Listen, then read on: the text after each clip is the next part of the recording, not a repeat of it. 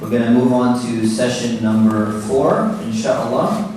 And session number 4 is going to be about what if somebody has these feelings of same gender attraction or gender dysphoria or gender identity disorder. So I'll call up the fourth speaker.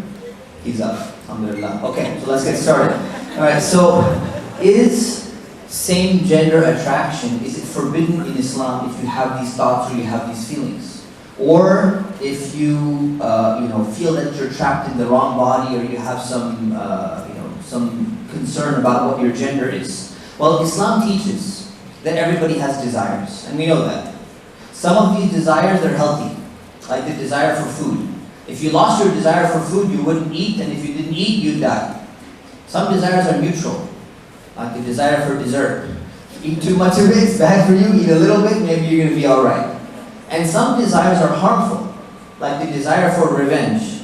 Somebody messes with you, you're like, I'm going to destroy this person. But you shouldn't destroy them. Alright, that's not a good thing. So desires by themselves, they exist within people. And the issue is whether you're going to act upon those things or not. So if you have a feeling, or you have some kind of urge, it doesn't mean that it's automatically a positive desire. And what we find in our society today is people say, you know what? Do what makes you feel good. That's a horrible statement in and of itself. Because if you do what makes you feel good, that could be a positive desire, it could be a neutral desire, it could be a negative desire. So as Muslims, we don't do what feels good. Because Islam teaches us to conquer our negative desires, and it defines what are the negative desires. That's the ultimate definition of taqwa or piety in Islam. So for example, if you want to drink alcohol, but you don't drink it, is it a sin? No, it's not a sin. If you feel like gambling, and you say, you know what, when Khabib was still fighting, I knew he was going to win. Now with Islam, and you're like, I know he's going to win. He's a Muslim, we root for the team. I feel like putting some money on him, but then you don't do it. Is it a sin? No. Even if you feel like praying to a statue and an idol, the biggest sin in Islam, and then you stop yourself, and you say, you know, this golden calf, forget this, man, it's glittering. You walk away. It's not a sin. So all of these things, if you have, there's a difference between your feeling and your desire and the things that you actually do. So Allah subhanahu wa ta'ala, He only holds people accountable for what is in their control. The Prophet Muhammad sallallahu alayhi wa sallam, peace and blessings be upon him, he said, if somebody intends to do a good, intends to commit a sin, and they stop themselves from doing that, Allah is going to write down one complete good deed for them. So if you genuinely are tempted and say, you know what, I want to drink this alcohol, and you say, what am I doing? Put it back on the shelf. I don't want to drink it. You just got a good deed. Now you don't just keep doing that. Genuinely, like you're really tempted and then you stopped. Right? It's going to count as a complete good deed. So in Islam, there's a difference between a thought and an act. And it's very important to make this differentiation. So if somebody feels attracted only to the same gender, there's a guy and he says, I have no interest at all in girls. I only look at guys and for some reason I'm just like, oh, that guy's so handsome, whatever it is. The feeling itself is not forbidden in Islam, number one. Number two, the feeling in and of itself is not shameful. And this is important because some Muslims will be like, if they hear something like that, they'll be, oh my, you're disgusting and you're this and you're that. Feelings are not intrinsically shameful. Even if those feelings are not natural or they're not normal from the Islamic worldview. So if a man feels that he's actually a woman, or vice versa, a woman feels that she's a man, it is not sinful. It is not shameful. When these feelings are beyond the person's control, Allah is not going to hold them accountable for that. So the first very important point is feelings versus actions. When we talk about being gay or being trans, are we talking about feelings or are we talking about actions? We need to make a differentiation between the two because people are not in the same category. Now, one of the things that happens is, are these feelings that people have let's say, same-gender attraction, or gender dysphoria, gender identity disorder? Is it a choice or not? So you look at someone, and I'll come to the next part, but for now, if you look at somebody else, you say, did this person do something to bring these feelings onto themselves? And it's automatically, if you hear, like your friend says, you know what, I'm not attracted to girls, I'm only attracted to guys, what should I do? There may be this automatic urge to say, you know what, this guy did something. You chose this. This is your mistake. You have made a mistake. This is something happened in your life and you have done this to yourself. So now let's look at it from an Islamic perspective. Let's take an example of doing drugs. Doing drugs is sinful in Islam. It's prohibited. And drug addiction is a very good analogy. So, there's a difference between doing drugs and craving drugs. If somebody's addicted to drugs, let's say somebody's addicted to heroin, and you're addicted to heroin and you're feeling, it's been 6 months you haven't used, you're clean. But because you shot up in the past, the drug is in your body, and now you're craving it. You're craving it. And constantly you're going through a battle for years, constantly craving and wanting to have more. Are you sinful for the first mistake when you put the heroin into your body? Yes. If you made tawbah and you regret it and you changed, but now you're still feeling the temptation to keep on doing that because in your body, do you get a sin every single time you get a craving? No. There's a difference. And so this could possibly be the situation in some people's case. But then there's another case. Let's say somebody's addicted to drugs, not because they made poor choices in the past, but they had a surgery that they needed. They got the surgery done, and after the surgery, for the pain, the doctors gave him morphine. And morphine's in the body, and now it's been going on for such a long time because there was so much pain, he wakes up all of a sudden, and now he's craving the same type of substance of drugs, like what morphine will give you. Is that craving a result of the person's past poor choice? No.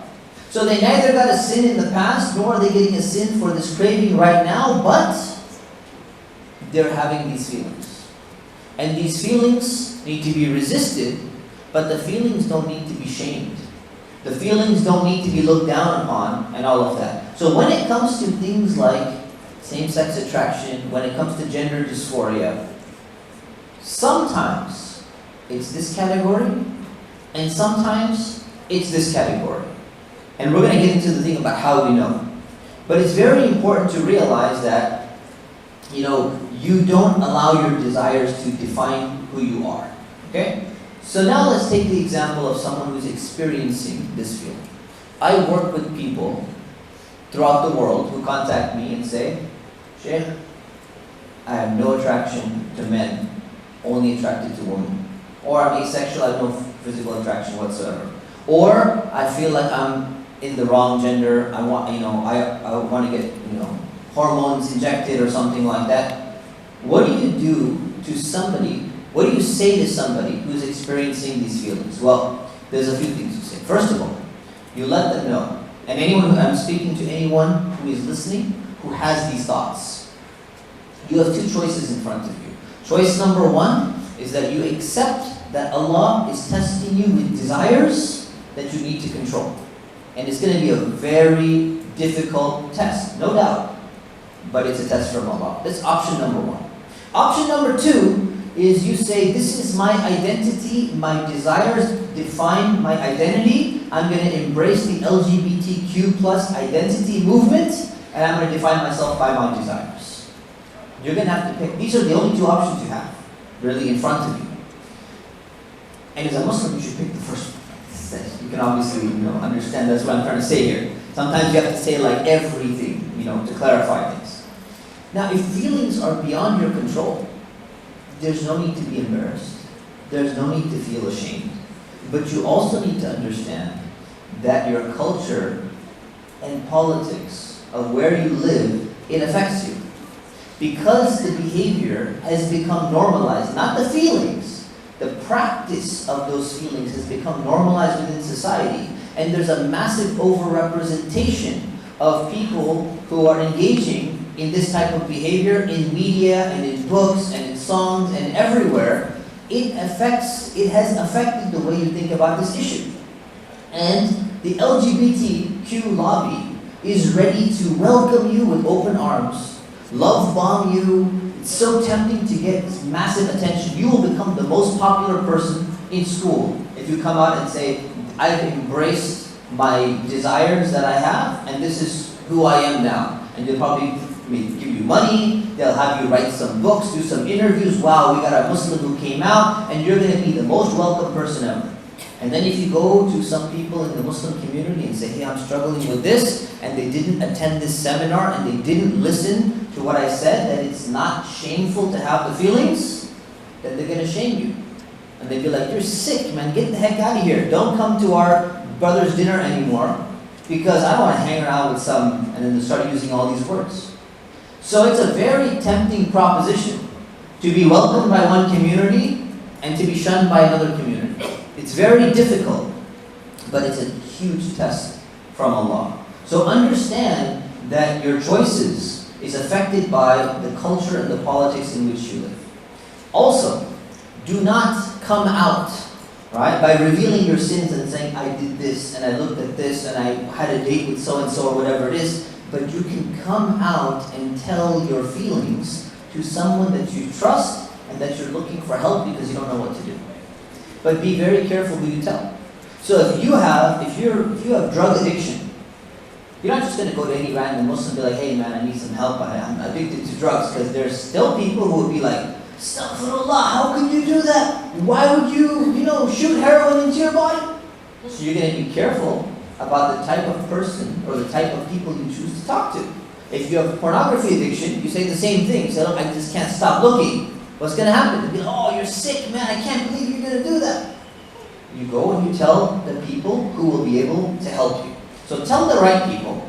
Try an online community called straightstruggle.com, which is a worldwide network of almost 1,000 Muslims around the world who are struggling with the same type of desires, and they're helping one another, and they're educating one another about what to do.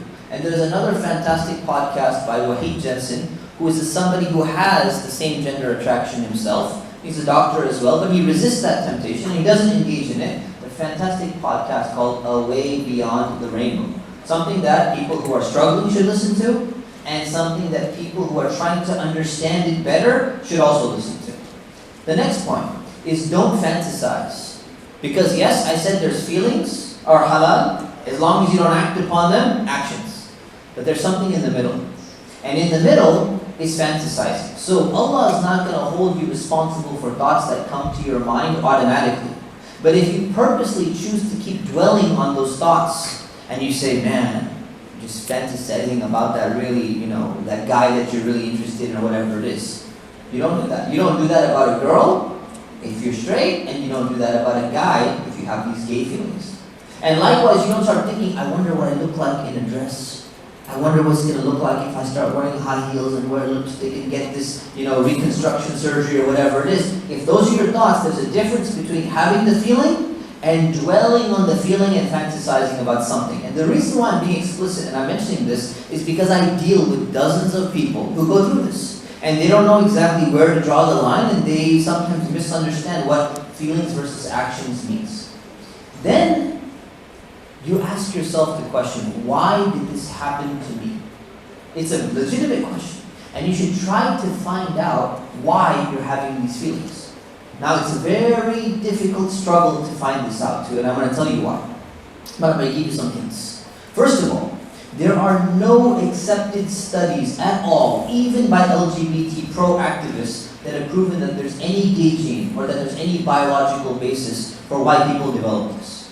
There's a lot of contradictory information you're going to find because there's massive political and activist pressure. If they try to publish anything, and I don't have time to get into more details, even just recently there was a big article that was retracted from one of the magazines, or one of the journals. But there's massive pressure being put. If anybody tries to publish something, even in a medical journal, that goes against the dominant LGBT narrative, it's going to be removed and that person will be canceled. I'll give you some examples of some contradictory information. The APA Task Force, as the American Psychological Association Task Force, they uncritically accepted studies that actually didn't meet their own scientific standards, and this came out. They said that sexual orientation is not caused by psychoanalytic factors, family dynamics, or trauma. And there's actually very good research to show that it is. So in the task force that came and reviewed this literature, this was their conclusion. And then you go and you look at the other literature and you see the exact opposite thing being put in there. So their conclusion was, we're unsure why people develop different sexual orientations. But there's a fantastic article, there's dozens of articles. But just give you one article by Bailey, Diamond, and Roski. It's called, Is Sexual Orientation Genetic? Here's their response. They say, it's probably somewhat genetic, but not mostly so. That's language. There's little doubt that sexual orientation is environmentally influenced. So you have to read between all of this verbiage to try to figure out what exactly are you trying to say. The APA Handbook of Sexuality and Psychology, they said, unlike skin color, sexual attraction is not simply biologically caused. There are psychological causes such as childhood sexual abuse, one of the primary causes, one of the main causes. When it comes to gender, you find the exact same thing.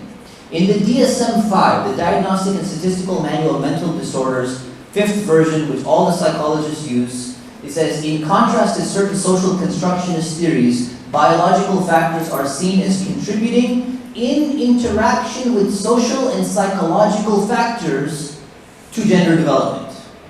So you find it in there. If you read enough, you'll realize that you can actually get help to try to find out why this happened and try to find out whether you can actually deal with this, treat it at some level, reduce the desires, or actually rechannel desires back into what is considered to be normal. When it comes to gender dysphoria, the majority of studies show that the majority of cases of childhood gender dysphoria desist automatically by the time people hit puberty, according to all long-term studies. The only way to keep them there is through propaganda. And that's what's actually taking place. So anyways, I have like 2 minutes left. So the question is, someone's going to ask themselves, but can I change? Am I really going to be able to do that? I encourage you to, number one, listen to the podcast, Away Beyond the Rainbow. Number two, go on straightstruggle.com and talk to all the other Muslims, especially the ones who've been there for over a decade, who have read a lot more. Talk to people who've read at least 1,000 pages on the condition. Don't talk to any random person who signed up yesterday. Talk to someone who's read a lot, like Wahid Jensen, and ask them, say, where do you recommend? What should I read? What are some of the things that I should read? And there are a few things I would advise you to look into. So that's 2 resources so far. The third is a journal called the Journal of Human Sexuality. And there's an entire series that keeps on coming out. This is a series of journals published by peer-reviewed medical professionals that show that people can actually change their sexuality. It's not guaranteed.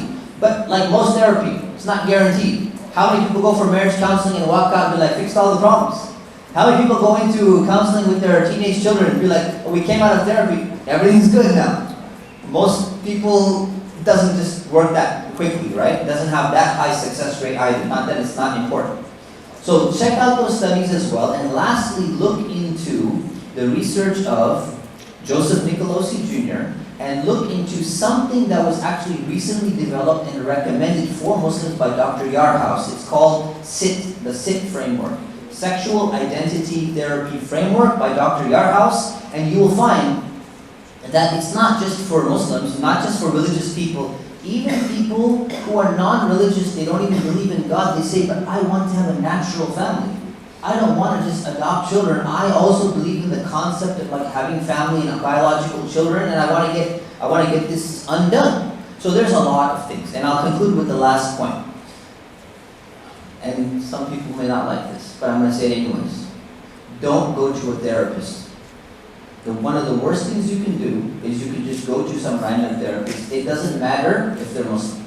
I don't mean don't go to therapy for like marriage counseling and teenage and all that stuff. The problem with going, be very, very cautious about going to a therapist. Why? For a few reasons, even if they're Muslim. Reason number one is that most people are trained in affirmative therapy.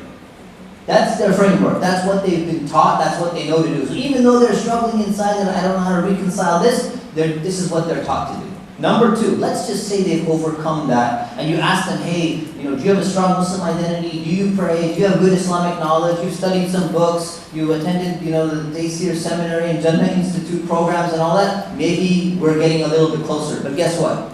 If they try to treat you with whatever, usually, even if they believe in all that, they don't have knowledge of the frameworks that I've mentioned unless they specialize in it.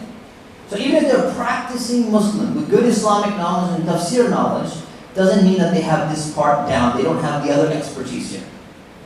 Let's assume they have the other expertise here somehow. They read privately or whatever it is, but they're also scared. Because if they try to treat you for this, it's going to be put under conversion therapy, old laws from conversion therapy, and they could potentially lose their license for trying to help you undo whatever you're going through. So be very, very cautious. It's like going to a Muslim lender at a bank, and you say you walk into a bank, and you're like, yeah, but you're a Muslim, but it's a bank. It's still a loan, right? So it doesn't matter. A good practicing person, they're not giving out Islamic loans. It's still a bank at the end of the day. So be very careful of who you go to, what you tell them, and check what their credentials and what their experience is, and what have they done with Muslim clients who have come to them previously before you end up signing anything. May Allah subhanahu wa ta'ala help us and guide us at all times. And we have now an 8-minute break because I went 2 minutes over, inshallah, and we'll be back at 4 o'clock, inshallah. Assalamu alaikum.